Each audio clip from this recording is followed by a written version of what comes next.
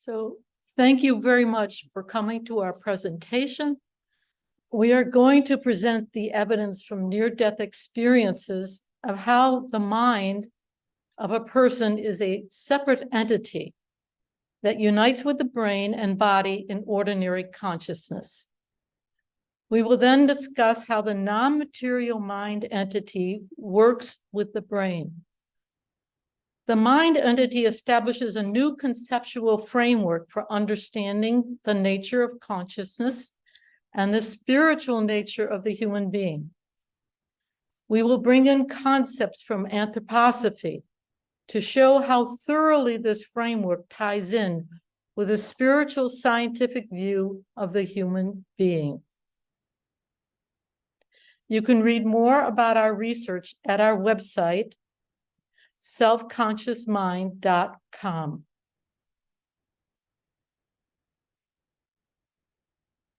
So what are the factors in the past that enabled the rapid acceptance of a new scientific paradigm? Here are two examples based on the ideas of philosopher Herbert Butterfield.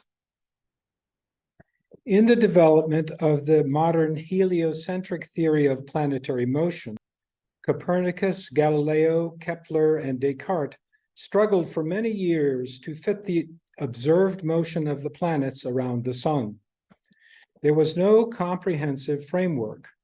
Certain planetary motions were anomalous and didn't fit their models, which used epicycles, elliptical orbits, or planetary vortices.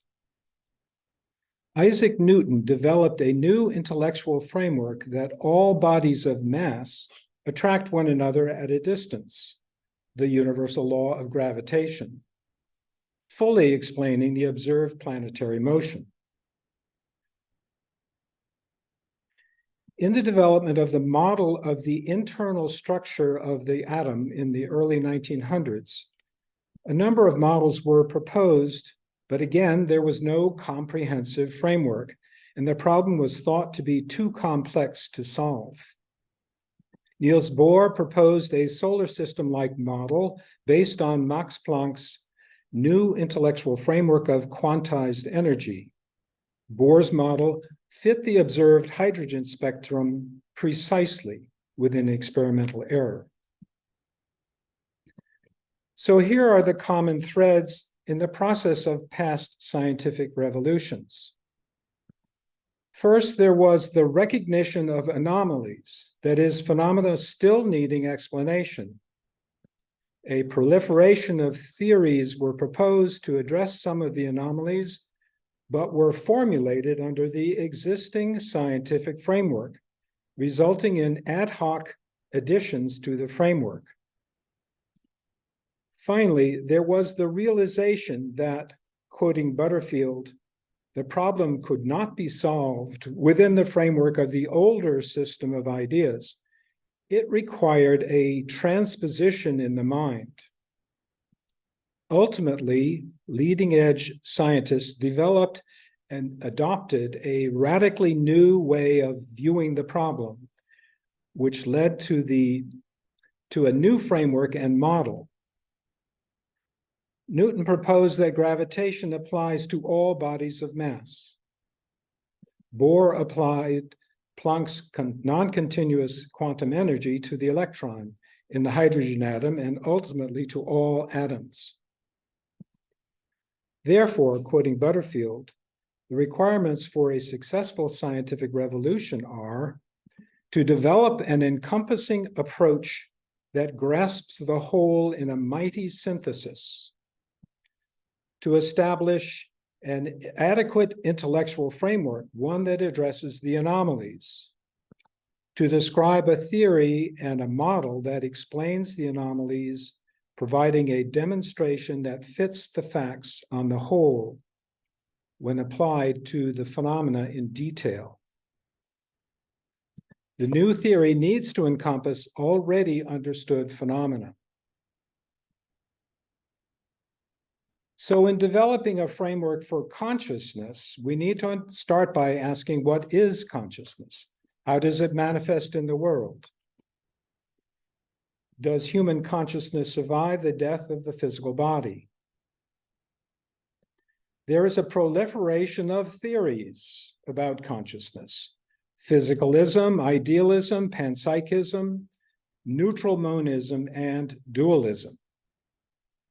Yet the hard problem of consciousness remains. Brain electrical activity closely correlates with conscious awareness. This is the so-called neural correlates of consciousness. This picture is an MEG, a magnetoencephalography image of a person's brain when she reads a word. The process takes about 0.4 of a second, which we will cover in more detail later. Even so, the close correlation with brain activity does not address the fundamental question of how brain activity produces subjective experiences. We propose that consciousness is the experience of subjective awareness, and manifests in the world in living beings, especially in individual human beings. Furthermore, consciousness needs to be described through the empirical evidence of our own subjective experiences and through the reported experiences of others. The common experiences shared by numerous people can be taken as objectively real. Subjectively, one's awareness has a particular locus. That is, it is located in a particular position in space and has a particular perspective or point of view. And of course, this is understandable because one is generally embodied in a particular physical body. However, even then, one can project their locus of awareness, for example, through an image-guided surgical instrument to perform microsurgery, or through a flight simulator to practice flight maneuvers. Also, one experiences different faculties in addition to perception, such as thought, feelings, volition, memory, self-awareness, and agency. We call the center of subjective awareness the mind, which has its particular locus and point of view. In anthroposophical terms, the mind is the soul, the seat of astral ego organization. The mind thinks, feels, and intends or wills. A new perspective is possible if we expand the existing framework for consciousness to include anomalous experiences of consciousness. Anomalous phenomena are phenomena that can't be readily explained in normal scientific terms, such as experiences reported in near-death experiences, NDEs, shared death experiences, after-death communications, and so on. Our research focuses on NDEs because NDEers experience vivid hyperreal awareness while experiencing an apparent separation from the physical body during which the locus of awareness is outside the physical body. There are numerous reported cases during NDEs of verified, accurate, or veridical perceptions of the physical realm while out of body, especially while the brain is non-functional. In these cases, the NDEer reports particular perceptions in the physical realm from a perspective outside their physical body, which should not have been possible, either because their brain was not functional or the object was out of their physical line of sight, or both. You can see more than 6 cases of these verified cases documented in The Self Does Not Die. So here is case 3.33 of veridical out-of-body perceptions from The Self Does Not Die. Lauren Belge is a critical care physician whose patient Howard suffered a cardiac arrest while recovering from surgery in the ICU. Howard was completely unconscious, but was resuscitated by several defibrillation shocks and was put on a ventilator. Howard later reported that he shot out of the top of his head, saying, quote, "I'm looking down on my body and it feels like I'm bobbing and bouncing against the ceiling," unquote. With the thought that maybe he was to go somewhere, he says, "I felt myself rising up through the ceiling, and it was like I was going through the structure of the building. I could feel the different densities of passing through insulation. I saw wiring, some pipes, and then I was in this other room.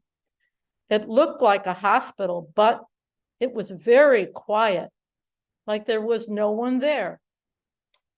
There were people in the beds that looked like mannequins, and they had IVs hooked up to them, but they didn't look real. In the center was an open area that looked like a collection of workstations with computers. Right above his ICU room is a nurse training center with medical mannequins on some of the beds. And in the center, a collection of workspaces with computers. Dr. Belge and the attending nurse were astonished at the accuracy of Howard's description, and because the presence of the nurse training center was not generally known, not even by non-nursing staff.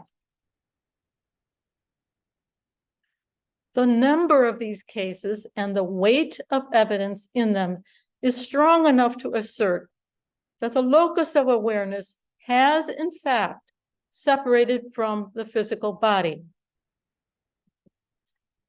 Veridical perceptions from a vantage point separate from the body, particularly while the brain is non-functional, imply that one's subjective awareness can function independent of the physical brain.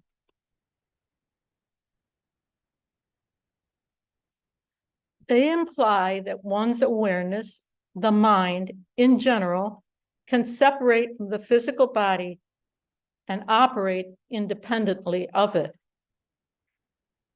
Conceptually, the mind ceases to be a byproduct of brain neural activity and can now be viewed as an autonomous conscious entity. The concept of a mind entity separate from the physical body can serve as a new intellectual framework for explaining consciousness. Evidence from numerous NDEs gives a picture of the nature of the outer body mind. First, during an NDE, the mind functions as a cohesive unit. The NDEer experiences that their entire being has separated from the body. There is a continuity of subjective awareness throughout the separation and return, even in cases of bouncing repeatedly in and out of body like a ping pong ball.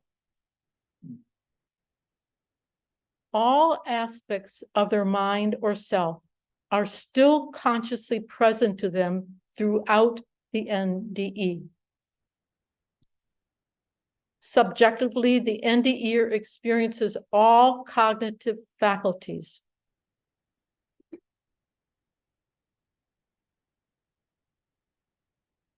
The out-of-body NDEer does not identify with the physical body. Some NDEers exclaim, "That physical body wasn't me."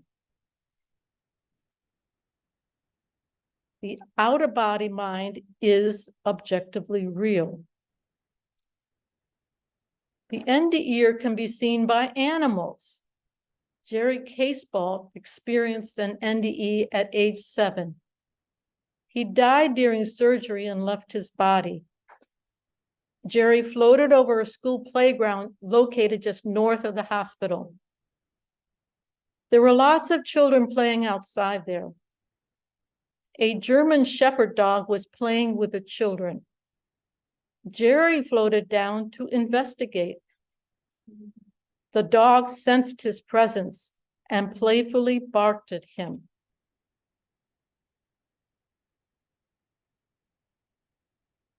Jerry positioned himself just a few inches above where the dog could jump, teasing the animal by staying just out of reach.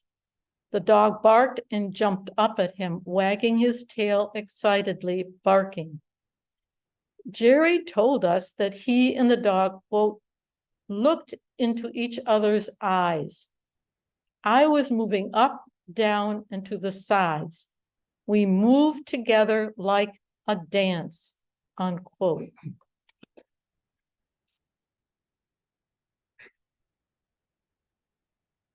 NDEs can also be seen by other people. An apparitional NDE is a particular event in an NDE in which the out-of-body NDE visits and communicates in some way with a living person, and both accounts of the encounter are subsequently verified to be consistent with one another. There are 7 verified apparitional cases documented in The Self Does Not Die. These experiences strongly suggest that a person's mind is a separate entity that is independent of the body. The mind is objectively real, a real thing, a real being. All faculties of cognition occur in the mind, not in the brain. In effect, the separate mind is the essence of the person. The separation of the mind from the body is a general phenomenon. The mind can separate from the body under many different circumstances, not just, in quotes, near death, unquote, as in cardiac arrest, severe trauma, or coma. There are also NDE-like cases that are not close to death, as in fainting, sleep, meditation, alcohol, or drugs. The person's awareness separates even though the brain is still functional. Such cases are called near-death-like experiences, NDLEs.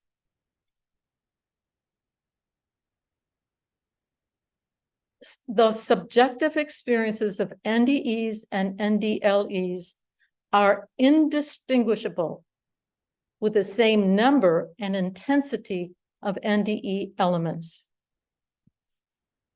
Therefore, NDEs are a general phenomenon regardless of the antecedent causes. This fact implies there is a common proximate cause for all NDEs and NDLEs, regardless of antecedent causes. The main common feature of all NDE and NDE-like experiences is the separation of subjective awareness from the body. Therefore, we propose that the common proximate cause of all NDE and NDE-like experiences is the actual separation of the mind from the physical body, rather than any other antecedent cause.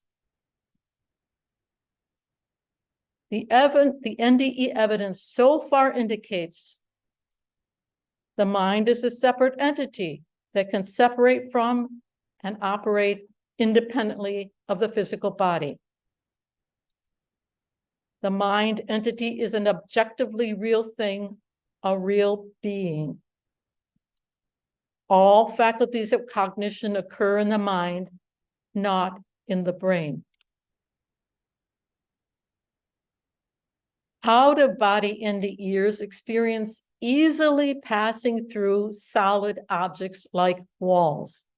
Recall the case of Lauren Belge's patient Howard. Therefore, the mind appears to be non-material, not made up of material particles, atoms, and molecules. The mind can merge and be coextensive with physical objects like the body and brain. The mind entity framework states, the human being consists of a non-material mind or center of subjective awareness, the astral ego, that is united, coextensive, and integrated with the physical body. In anthroposophical terms, the physical etheric. The mind entity is the seat of consciousness of the person. All cognitive faculties reside in the mind, not in the brain. There are two possible states of awareness, the in-body state and the out-of-body state. For the in-body state, there is a close correlation between brain neural activity and subjective awareness. Therefore, the mind entity is completely dependent on the brain's electrical activity for subjective awareness. The mind entity must interact with the brain to achieve subjective awareness, even of its own mental content, and to effect willed movement.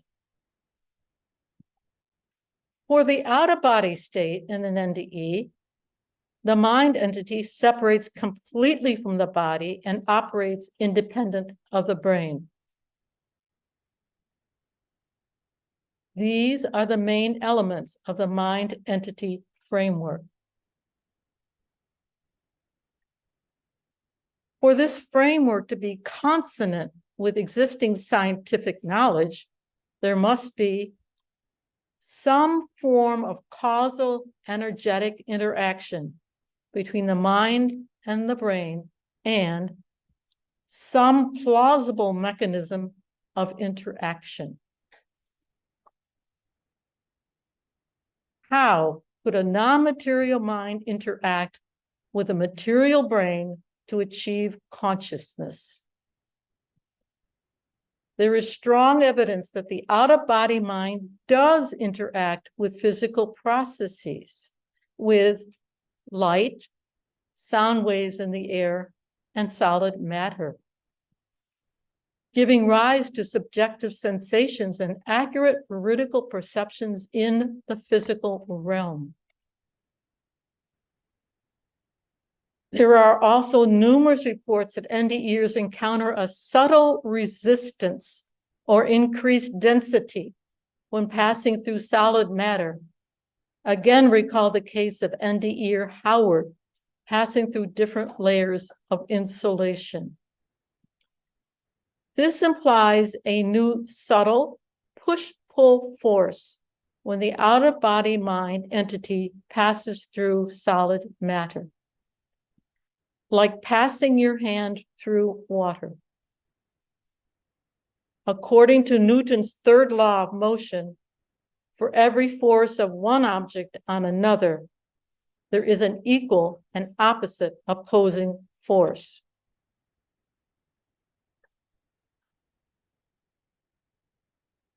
There is also evidence that NDEs can interact with the neural processes of an in-body person. Example, an NDE passed her hand through the doctor's arm and felt something that was the consistency of very rarefied gelatin that seemed to have an electric current running through it. Example, an NDE reported tickling the nose of a patient with dementia, causing her to sneeze.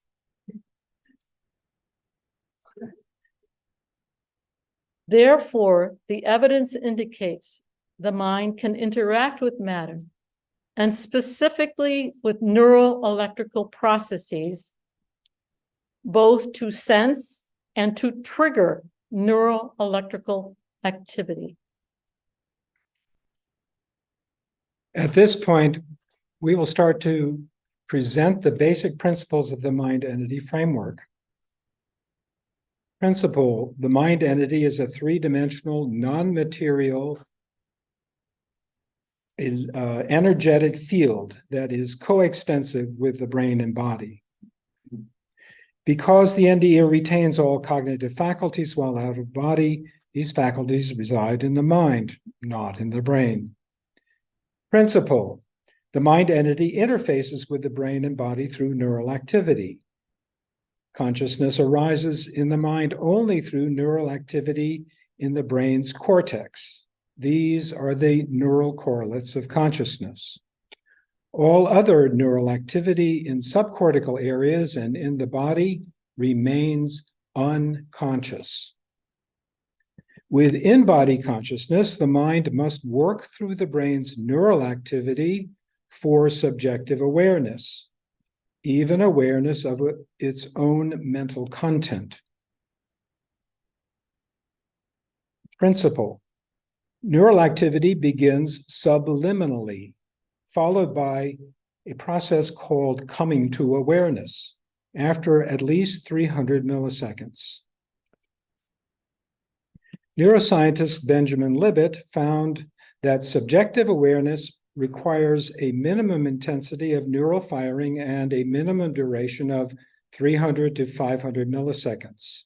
That's 0.3 to 0.5 of a second before the subject can report awareness.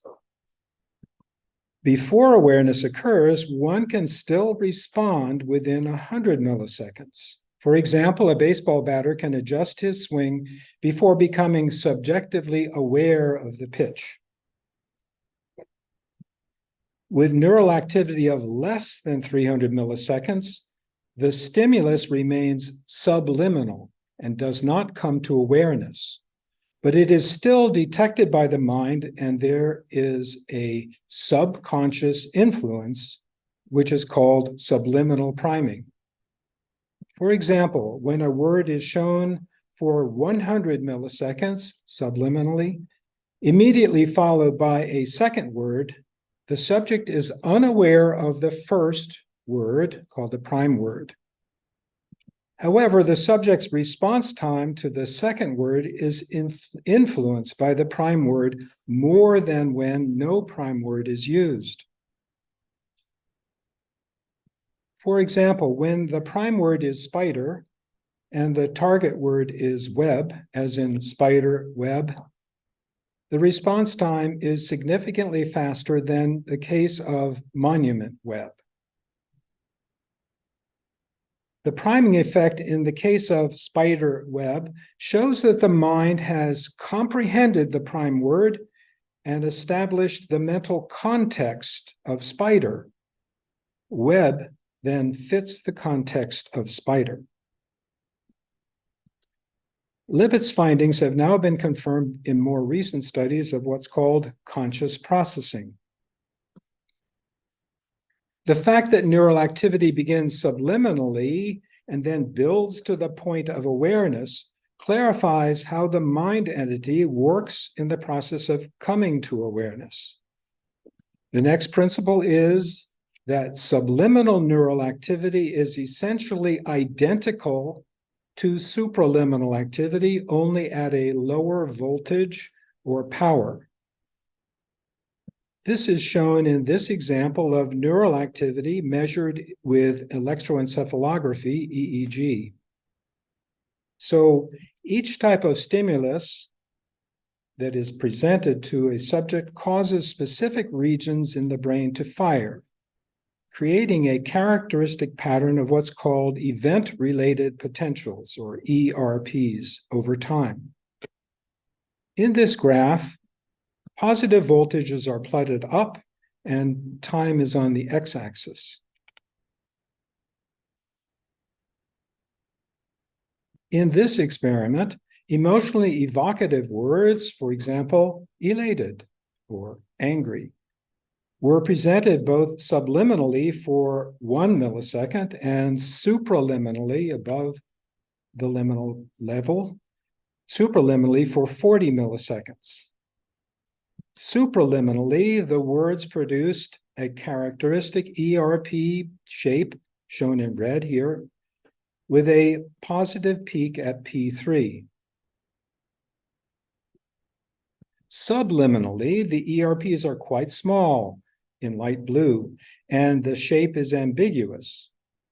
But multiplying the subliminal ERPs by a factor of 4 reveals a visually apparent component structure in dark blue, nearly identical to that of supraliminal ERPs. The substantial similarities in the subliminal and supraliminal ERP patterns suggests that the same neural activity in the same brain regions is involved, but at a lower voltage, which means at reduced power. This implies our next principle that the mind entity does the same neural processing with subliminal stimuli as with stimuli that come to awareness. Our next principle is that the process of neural activity, starting subliminally and then coming to awareness, applies to all awareness, including inward or endogenous thoughts, imaginations, planning, daydreaming, and so on. This principle can help explain anomalous neurological phenomena, and we're taking the example of split brain phenomena.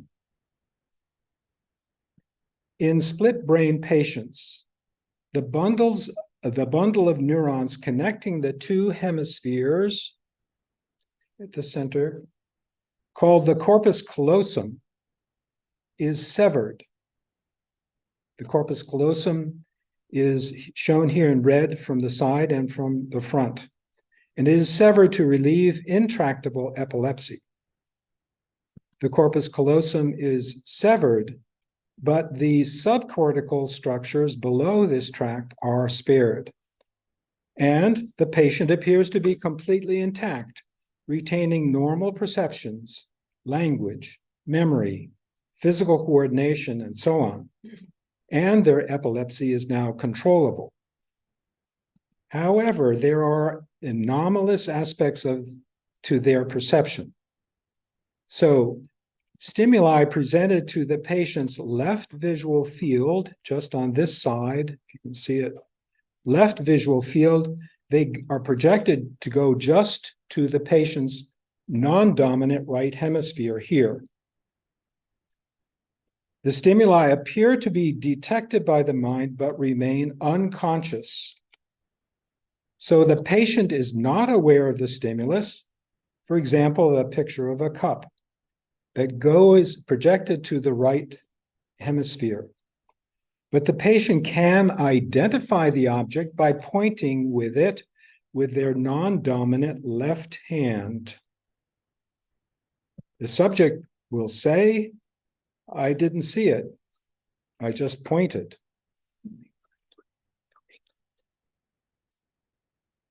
Or the patient will have an emotional reaction. For example, when shown a Nazi swastika going just to the right hemisphere, the patient exclaimed, "What was this you just showed me?"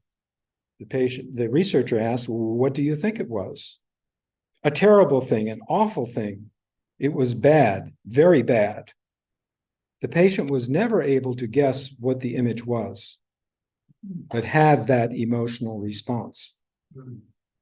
Now, the conventional explanation for split brain anomalies is that the non-dominant right hemisphere has specialized function, but it's deficient in perceptual and language ability in these patients.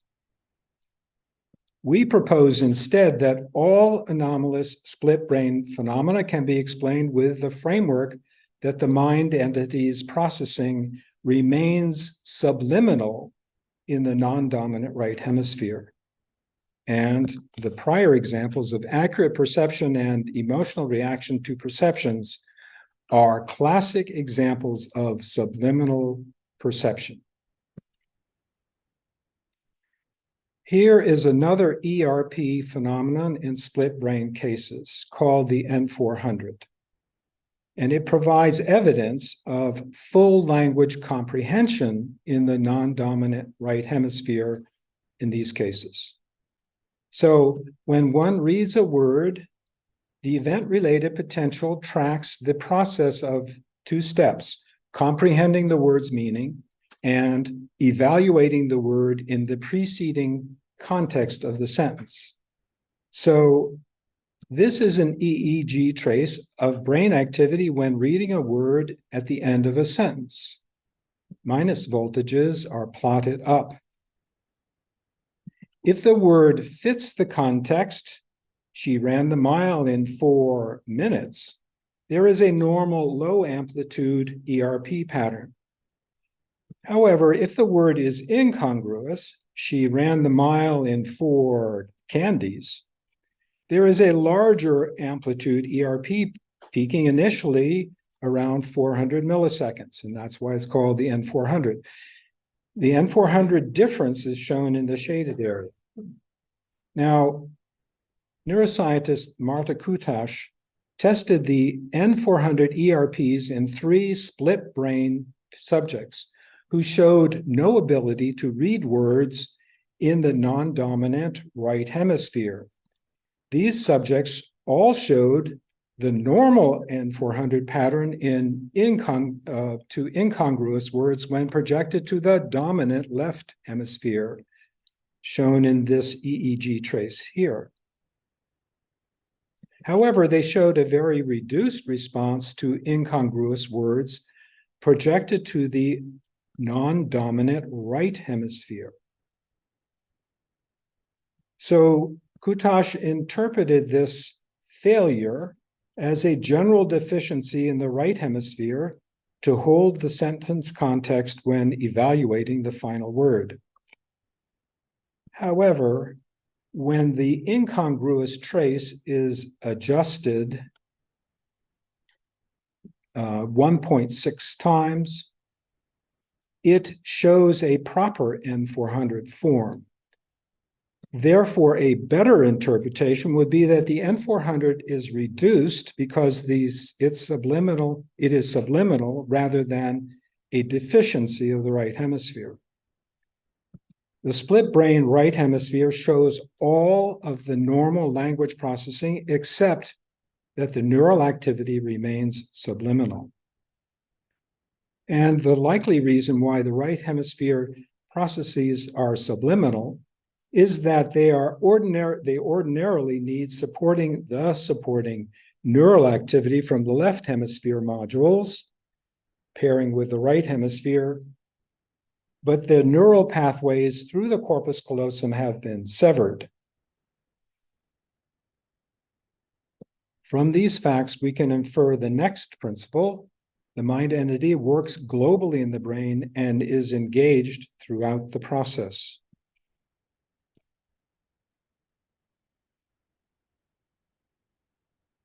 The cortex is organized in specialized areas called modules.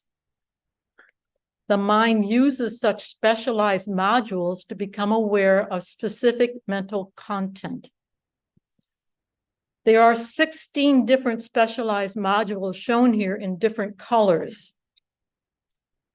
If the module is damaged or absent, this mental content cannot come to awareness.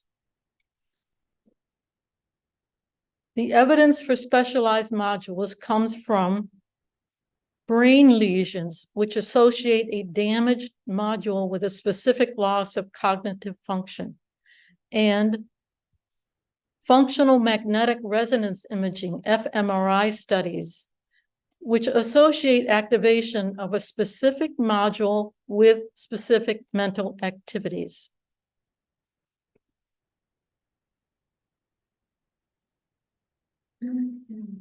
With brain damage or lesions, for example, from injury, tumors, stroke, etc., the loss of specialized functions results in loss of the primary senses, sight, hearing, touch, etc., and the loss of motor ability.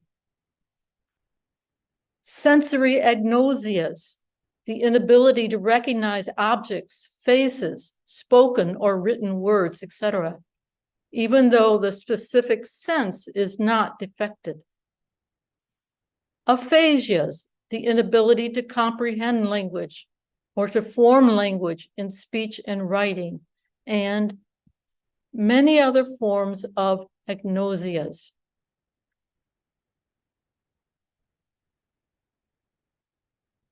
So the principle is the mind entity impresses specific mental content on a specialized module to bring that content to awareness, except for the primary sensory areas, which are purely input modalities. The mind entity also initiates neural activity. 1, to focus specific attention by enhancing neural excitability in certain sensory modules and inhibiting neural activity in other modules. And 2, to initiate specific motor movements by activating certain motor modules.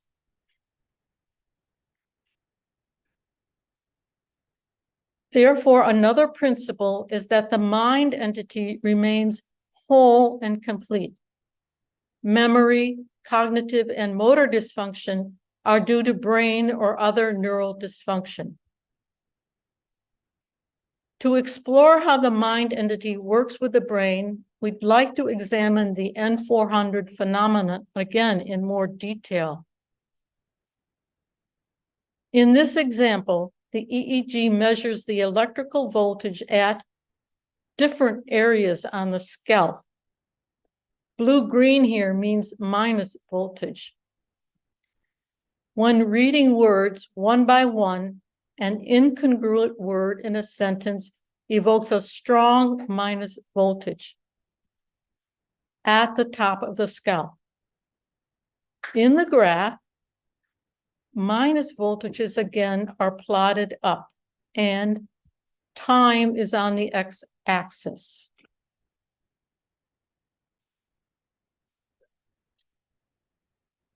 In reading a word, there is a typical pattern of electrical activity for about a half a second. Ordinarily, the pattern follows this lower trace, the black line. But when one reads an incongruent word in a sentence, there is an unusual strong minus voltage at the top of the scalp, peaking at 400 milliseconds, the N400. When we read words in a sentence, the earlier words establish the context. Then when we read the next word, as in, the Dutch trains are yellow, the word yellow fits with the context of Dutch trains.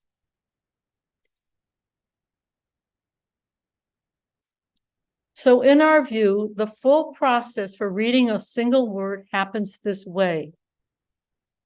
At 115 milliseconds, the N1 minus voltage peak is associated with detecting the word percept, the form of the word. The target word in the sentence shown here is YELLOW, as in the Dutch trains are yellow. At 200 milliseconds, the P2 plus voltage peak is associated with detecting the meaning of the word, the meaning or concept of yellow, namely a bright, warm color.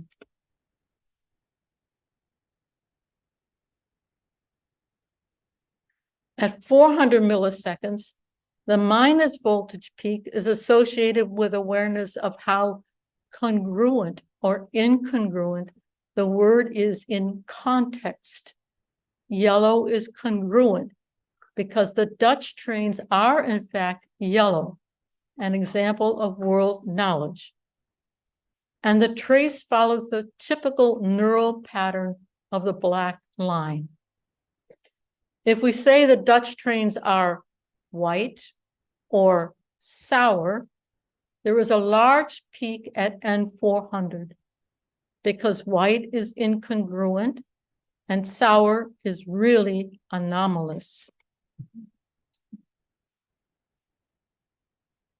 So perception and comprehension proceed in 3 distinct stages in time, and also in 3 different brain modules. First, detect the form of the word. Second, recognize the meaning of the word. Finally, evaluate the word's meaning in the current context as the word comes to awareness. The mind entity is involved at each stage. In the mind entity framework, neural activations are needed to bring mental content to conscious awareness. So the mind entity must first impress its conceptual content on the appropriate brain modules, inducing neural activations. The neural activations in those modules act as a mirror to raise the mind's conceptual content to awareness.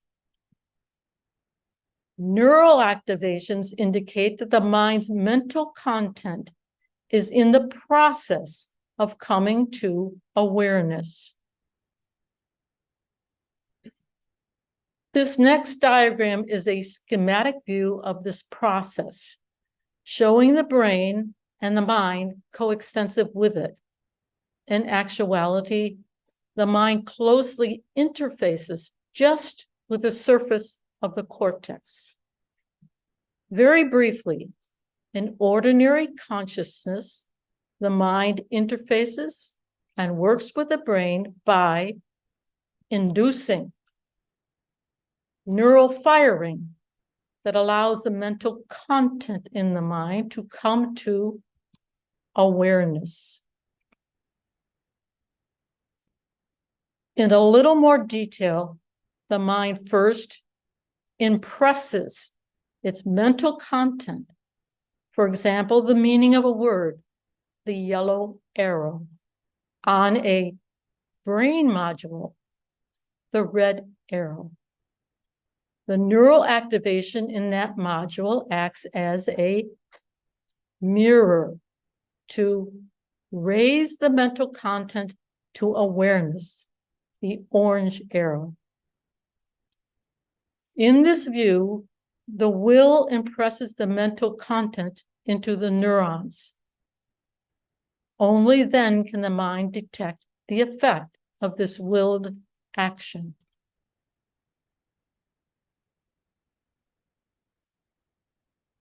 Rudolf Steiner gave a wonderful analogy for this process in The Philosophy of Freedom in chapter 9. When we walk over soft ground, our feet leave impressions in the soil. It would be absurd to say that the footprints were formed from below by the forces of the soil. Similarly, it's just as absurd to say that the contents of subjective experience are caused by neural activations.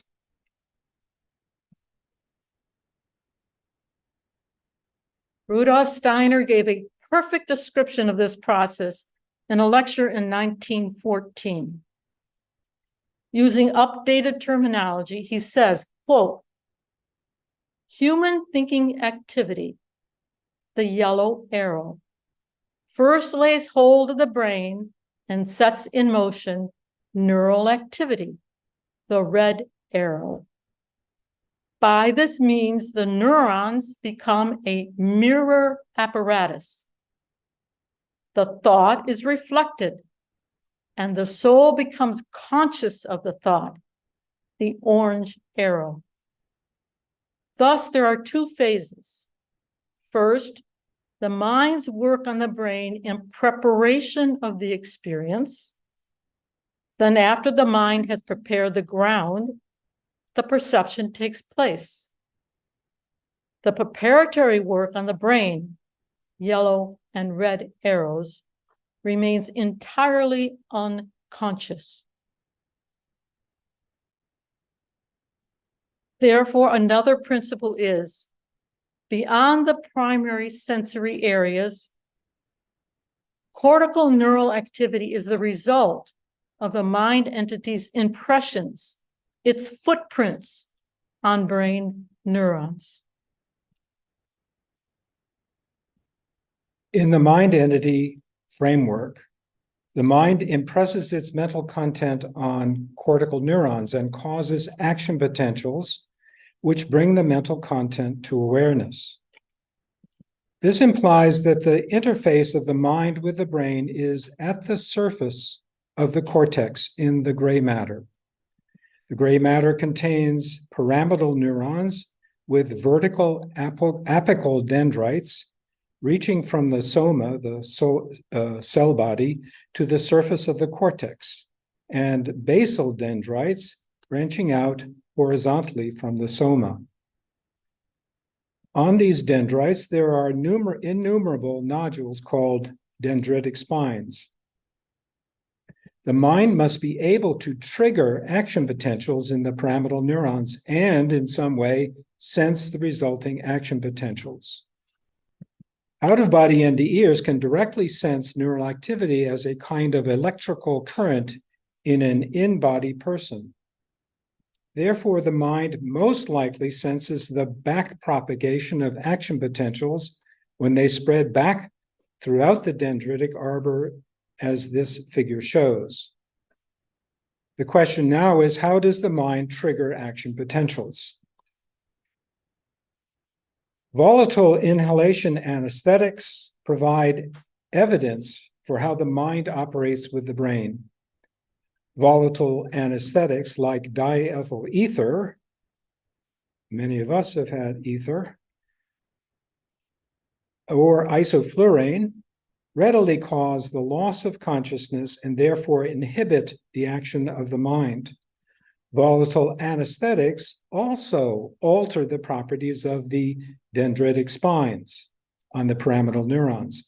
The dendrite here is in green and the spines are the red structures. The volatile anesthetics pass through the spine wall and unravel the spine's cytoskeleton, causing the spines temporarily to shrink and collapse. This diagram shows the effects of isoflurane. The normal spine structure is shown at the top. In the middle is with isoflurane at clinical concentrations, the spines have shrunk and collapsed. And these effects are reversed at the bottom when the anesthetic is washed out and the cytoskeleton has reassembled. The dendritic spines contain an internal cytoskeleton consisting of microfilaments of a substance called F-actin. The F-actin filaments maintain the spine's shape and rigidity and help with vesicle movement within the spine. F-actin filaments are polymers of a basic actin unit strung together, and these structural filaments are unraveled by volatile anesthetics and can subsequently be reassembled. The important thing is, volatile anesthetics cause the loss of consciousness. They also unravel F-actin filaments in dendritic spines.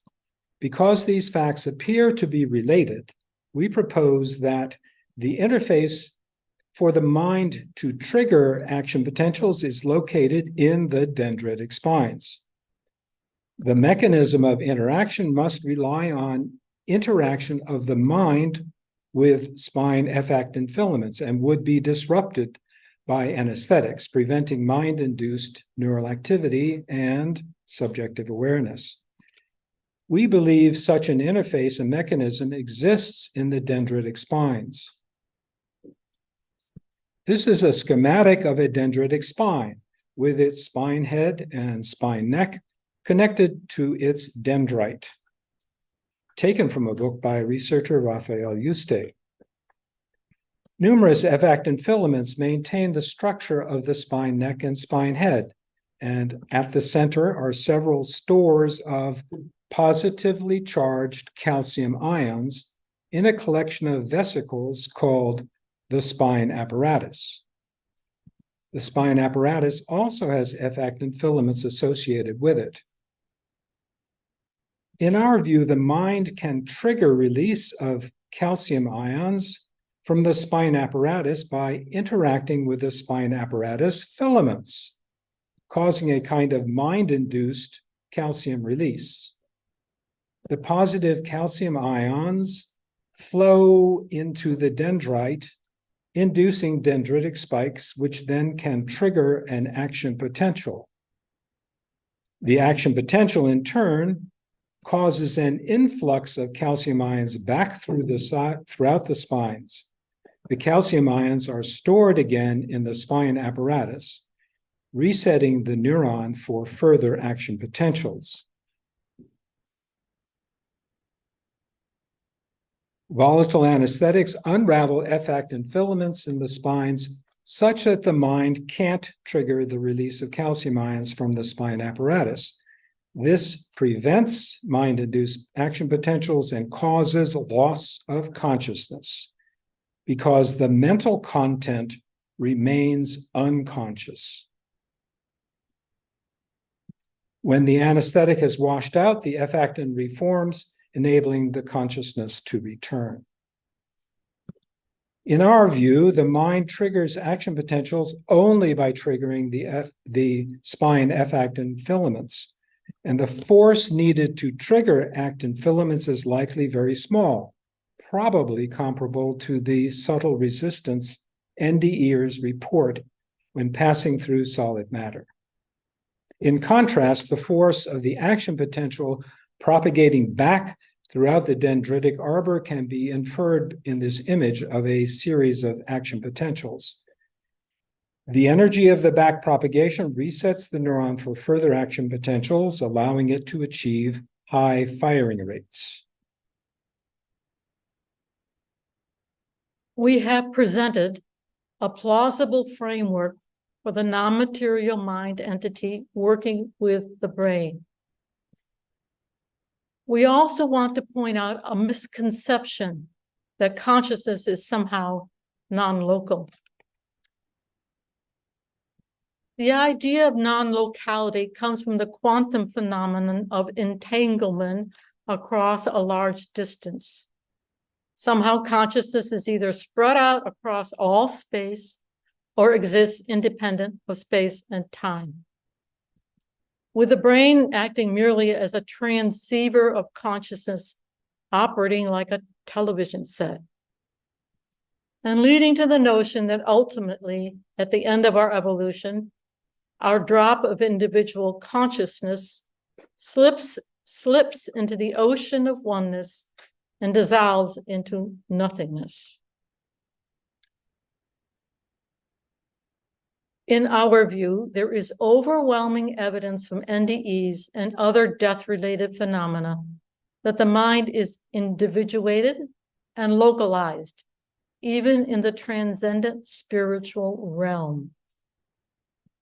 Yet the human experience of oneness in transpersonal consciousness is very real.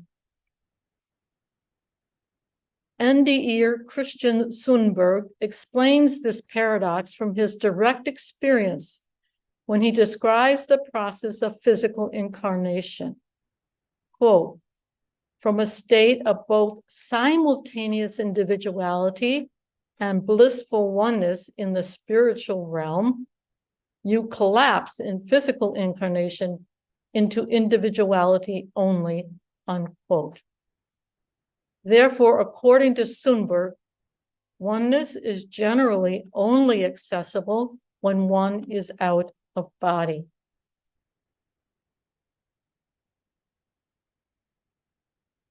This final statement is from Rudolf Steiner. According to Steiner, the ancient cliché that we must ultimately lose our individual consciousness and merge into a universal consciousness is no longer correct. Quote, universal consciousness will be a harmony of all forms of consciousness. Human beings who have passed through the final stage of human development will form a unity out of their own free will. They will remain individual entities and will also form a unity because they choose to do so rather than because they are forced. Each one will contribute the particular colors of their consciousness as individuals, which cannot be lost. The great variety of colors will shimmer more beautifully than could ever have been before and will become, as the poet Goethe says, the living garment of the divine, unquote. Thank you very much for your attention. And may human beings hear it.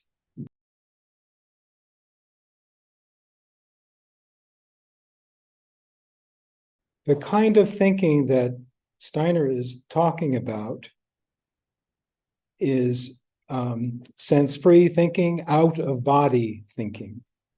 That is to say that you are directly, it's not mediated by the brain, and that you are directly receiving the insights, the intuitions.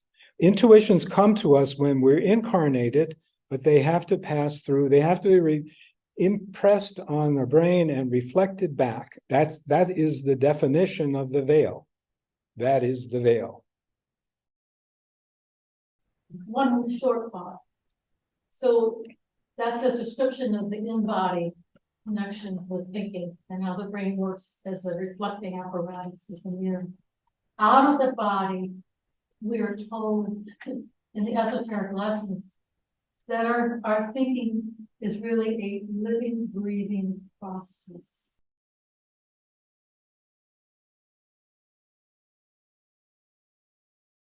Well, they describe it as getting downloads.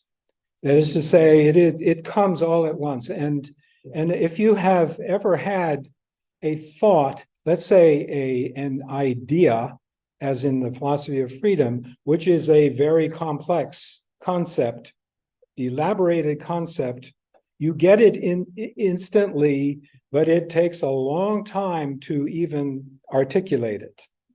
And that's what they receive. And even after an NDE, the NDEers report that they have these insights, in dreams or just in waking consciousness. So they are open. They have now become open channels for these spiritual insights.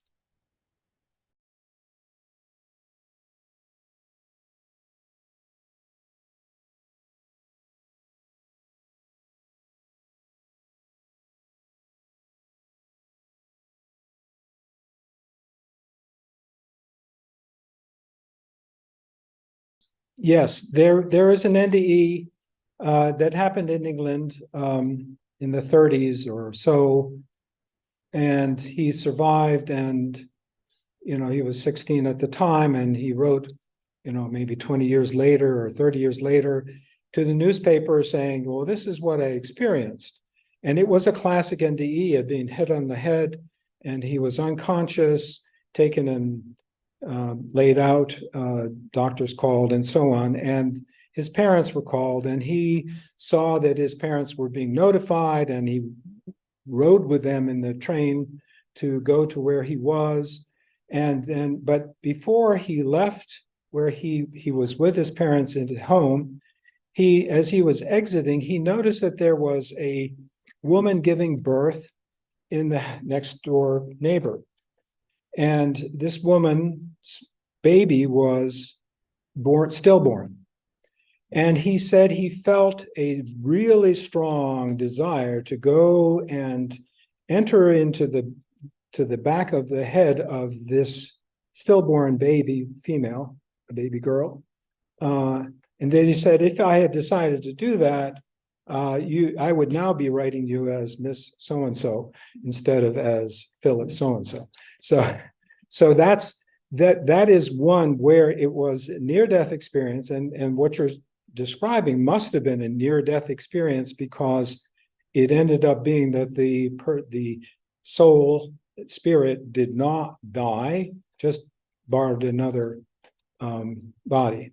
And this all can be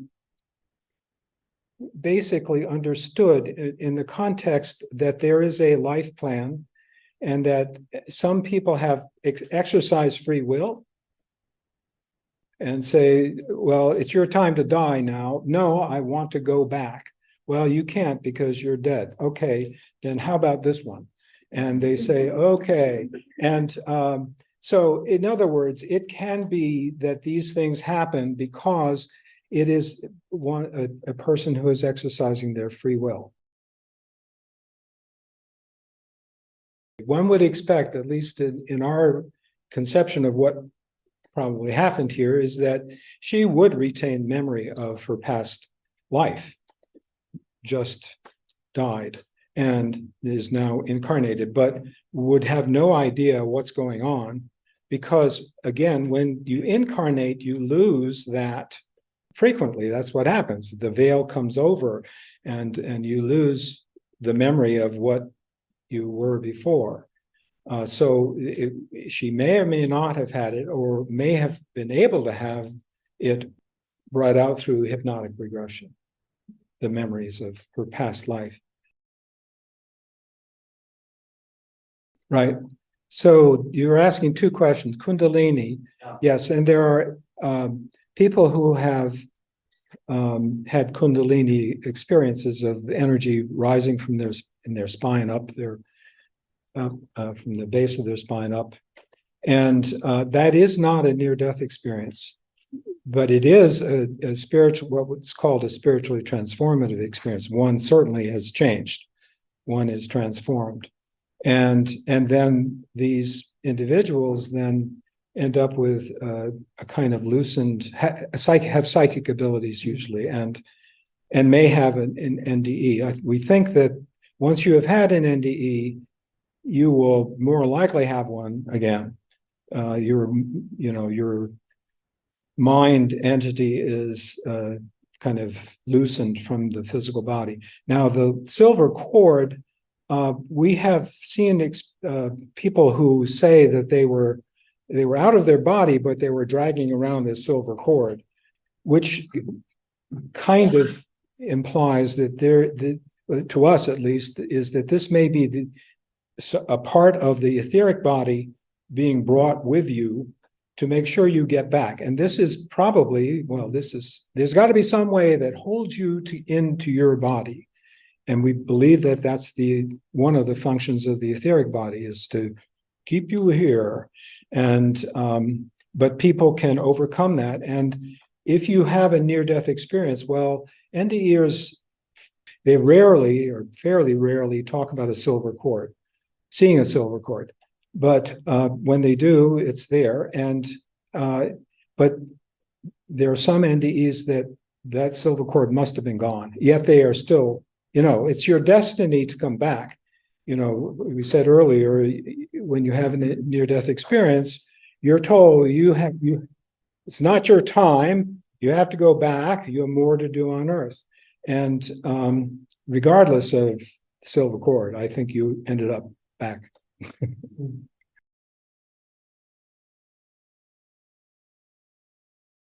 Yes. So after an NDE, you have to fit back in your body. And in an NDE, you're huge. You're huge. And in the NDE, you are then saying, first of all, I don't want to go back to that dead body, but and I can't fit into it. You can't make me go back. I can't fit.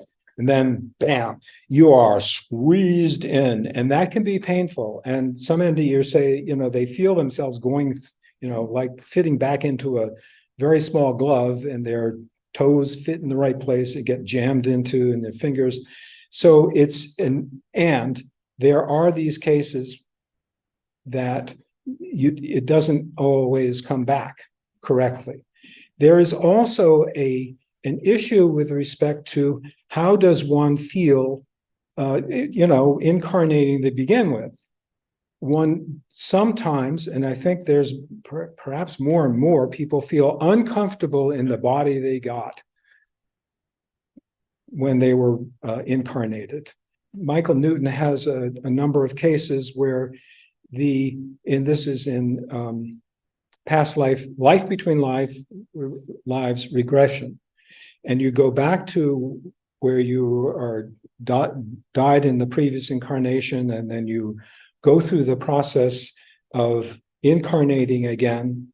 And at one point, the incarnating soul, the mind entity we call it, meets the fetus, or maybe the embryo, but certainly meets the fetus. And there is not necessarily a harmonious relationship that is there. And that's, some people end up, but that is the best that they can do for this incarnation, and they probably accepted it.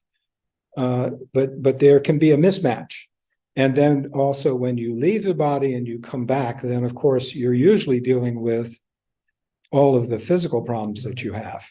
If you're in an accident or, had some serious problems.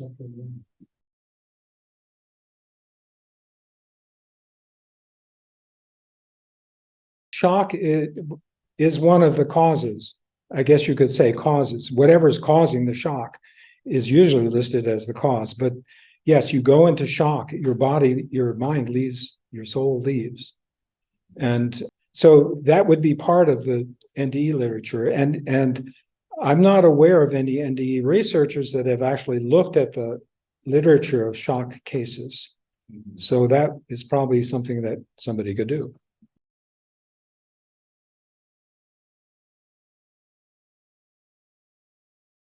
Yes, yes. And this is where one does not completely separate, at least usually. But in NDE, you can have an NDE going to sleep and having an extremely vivid, realer than real experience. That's really an NDE. And that's just a dream. So one might say. And there you have probably separated, but that's rare. And again, your etheric is still, attached in some way. You leave, but you come back.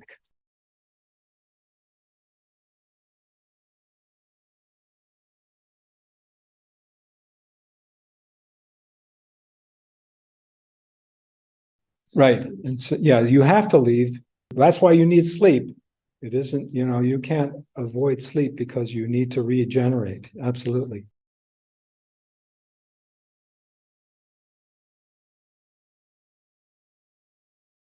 So the mind has a relationship to the world through the body. And so and we were saying that in ordinary consciousness, you have to have your brain activity. And so you're working through the brain to become conscious. And so when you have these shocks, traumas, or you ingest a psychedelic, or you're under stress, all of those things affect hormones and neurotransmitters, and that affects how you experience the world, because you are still stuck with working through the brain. And I would want to say also that people who are in a vegetative state, which is not a very nice term, who are unresponsive but aware, are incarnated, but their brain cannot reach the level of liminality so that they become consciously aware. So they are stuck, but they are whole and complete human beings, but they are, it's in a sense trapped due to usually a brainstem injury or something like that, where the brain is so injured that it cannot not easily bring anything to conscious awareness. I'd like to ask about, well, what was our initial prompting to go into this direction of going beyond just the phenomena or the details of people having these extraordinary experiences. So way back 15 years ago, two of the premier NDE researchers, Peter Fennick in England and Bruce Grayson, University of Virginia, we had presented our first paper about this aspect that the mind is a non-material entity, and is really the seat of consciousness is the human being, it's the human being. And they said, oh, that's all well and good, but show us the mechanism. And nobody in the whole field is doing anything to show the actuality of how spirit works with matter.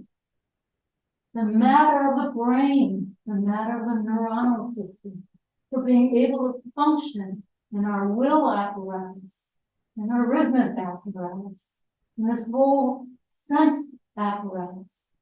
So this is an initial, beginning attempt that more and more people must get on to doing, to demonstrate that spirit is real.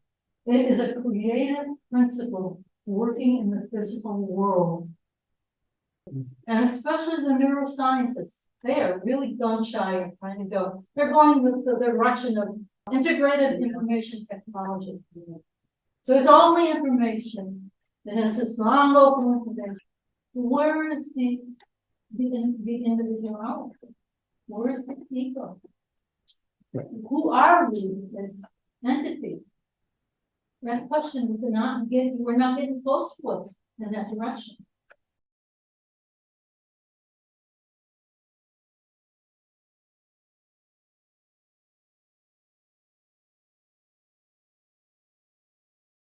Well, that's new news to us. So David Chalmers and many of the people as philosophers or neuroscientists, they like to waffle and come close to what they intuitively think is the way things are, and but not to cross the line, because then they will get shot down. And we say, okay, so that's good progress. And actually, David Chalmers, we presented a poster paper at two of the Tucson Towards the Science of Consciousness conferences in 2008 and 2010. And he came in both times and was interested in what we were doing. But if that's what he's saying, that's wonderful.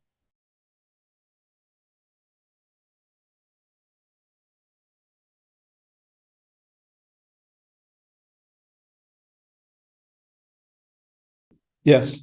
So when you look at a human being, you look in their eyes, you are seeing a spiritual being, regardless of their politics or their behavior, or because we are all human beings. And actually the message of near-death experiences is love.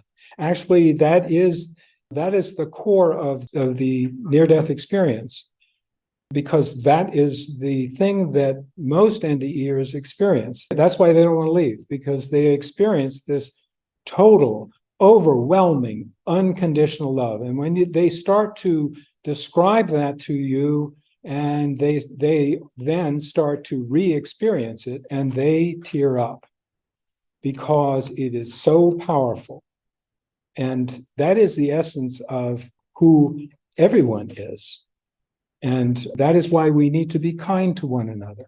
We need to have compassion for one another, because we are all here together, striving in whatever way we can.